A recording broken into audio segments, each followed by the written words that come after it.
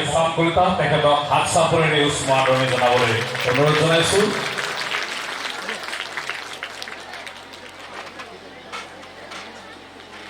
এতিয়া মই এই নাটকৰ পৰিচালনা সঞ্চালিকা জয়শ্ৰী প্ৰডাকশ্যনৰ সঞ্চালিকা জয়শ্ৰী শইকীয়া বাইদেউক সম্ভাষণ জনোৱাৰ কাৰণে অনুৰোধ জনাইছোঁ।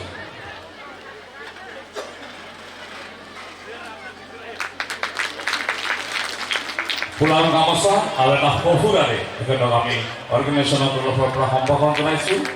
আমি আশা ৰাখিছোঁ তেখেতৰ নাট্য জগতৰ যাত্ৰা আৰু বহুদূৰ আগুৱাই যাওক।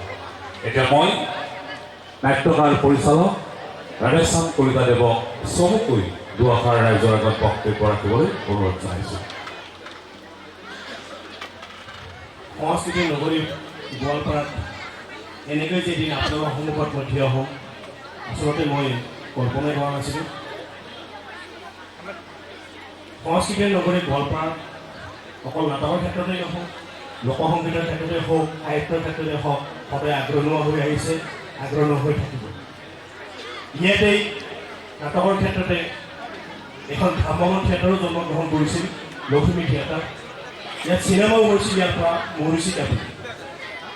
যিয়ে নহওক, new Goalpara sports and cultural অৰ্গেনাইজেশ্যনৰ তৰফৰ পৰা যেতিয়া এখন নাটক কৰাৰ পৰিকল্পনা ল'লে শ্ৰদ্ধা প্ৰদীপ শইকীয়া ছাৰ আৰু এই সামগ্ৰিক তত্ত্বাৱধায়ক হিচাপে তৰুণ চক্ৰৱৰ্তীকে তেখেতসকলে যেতিয়া মোক অৱগত কৰিলে, আৰু এজন মানুহ আছিল ৰাজু চৰকাৰ, তেওঁৰ মাধ্যমেৰে যোগাযোগ হৈছিল।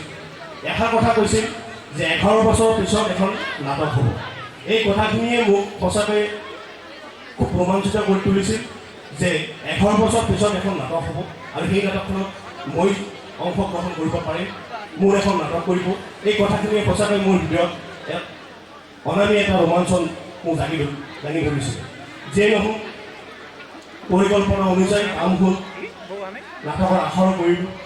কিন্তু মই এখন কথা শিকিলোঁ ইয়াত আহি পেলাই, যে গোৱালপাৰা শুনি আহিছিলোঁ যে গোৱালপাৰা মানুহৰ যি মৰম, যি আতিথ্য, সঁচাকৈয়ে অকণমান বেলেগ, সঁচাকৈ আপুৰুগীয়া, সুন্দৰ।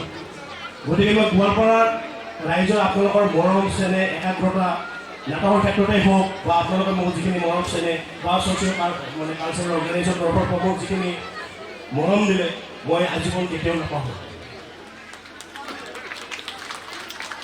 এখন সম্পূৰ্ণ পাৰিবাৰিক সামাজিক নাটক, পৰিয়ালৰ আটাই উপভোগ কৰিব পৰা নাটক এখন লিখি দিছোঁ, মৰা মানুহৰ বলি।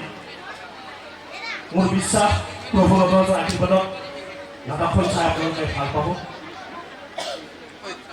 ভুল ত্ৰুটি হোৱাটো স্বাভাৱিক, সেইখিনি মাৰ্জনা কৰি আশীৰ্বাদ কৰিব।